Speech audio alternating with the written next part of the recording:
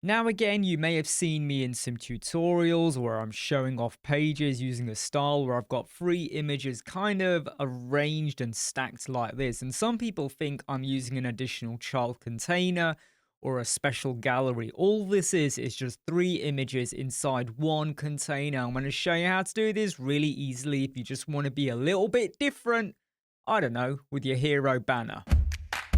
So like I said, all of this sits inside of one container. The container is currently set to be a row. It is set to wrap as well. Just going to show you what it would look like if it was a column. And basically what's happening is I've got three images and I've gone and set their widths or their heights to be what I want. And then by having them inside of a container or a box, and by setting the widths as well, it will ensure that some images wrap and some don't. So let me clarify that, okay? We got our container, we currently got it set as a row, and I've got wrap. If I didn't have wrap, they would just sit in a row like this. By the way, this container also is set to be 600 pixels in width. You could do this with a full width, but if you've got multiple child containers on your page, and the reason I like this approach is because you may have a hero banner where you may have your text on the left-hand side with your call to action. And then a lot of people tend to have just one big-ish or a squarish image on the right-hand side. And the image might just be a person or a location. It might just be one image. But maybe if your hero banner is your only chance for the next 3 seconds to make an impact, having multiple images with a bit of variety could go a long way. And don't worry, when you get to the mobile, you can have them stacked or looking how you want. And again, you can change the width. It will all work for you absolutely fine. And you could hide some of the images as well. So let's go over to this first image. This is currently set to be 200 in height. Notice how I did not set the width. All I've done is go and set the height of it, selected it to be an object fit of cover and then bottom center. Now if I go to the advanced tab, I've set it to be 60%. This is the important aspect. If I go and set this to be 100%, that is now the full 600 pixel width of the child container. What I did is I wanted it to be 60%. I wanted to have a bit of control over how big I want my images to be. I should also point out that this particular child container has a gap of 20 and 20, just to show if I go and set this to be 0, it will now push things up against one another. Now, if you're wondering, why did this image not go all the way underneath this one? Can you see it's because of the way I've sized the images?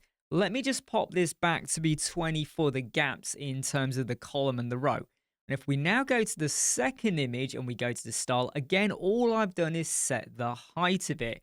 I've set it to 150 for this example because I've set the custom width to be 40%. If we would go for 100, it would fill up the full width, and now the third image would go down to the next row. By me setting it up for 40, it means I've got 60%. Of course, take into account you're using up 20 pixels for your column gap, but I've got 58-59% remaining for me to fit the third image. The third image, we go in, again, it's an image. This is set to be 250. You could stick a font clamp calculated formula into it, and I do recommend that, because it might be that you do want to set it as 250, but then when you get to the mobile or tablet, you want a different size. But what I want to get across is that it actually is okay to leave it as 250, because on the desktop, I've set the size of this to be 30%. So, oh, did I just go and do something? Sorry, I took my height off, didn't I? Let me put that back to 250. Right, advanced tab. So if we now go to 30% for this image, 30, 40, that's 70%. Plus 20 pixel, that might be, I don't know, 1 to 1.5%. I'm well within the 100%. And I've got quite a bit of space over here. So if I got a bit of text, I can adjust this how I want to fill that space out. And that's basically how simple it is, where I can have this gallery style almost layout of images. And all I've done is use my custom width and different heights. And when you go over to the mobile, they look absolutely fine because every single one of the images, the width has been set to be full width. And if you go to style, I've left the heights as they were, but you could increase or decrease them. So let's just go and set that to 358. You go back over to the desktop, it will still be 150. So if you want to have various widths and heights and whatever you want to do, you can do. And if you want to responsibly hide it, you can do. I'm Imran from Web Squadron. Go and check out our course. And guys, make sure you sign up and join our YouTube channel. I'll see you soon. Take care. Bye.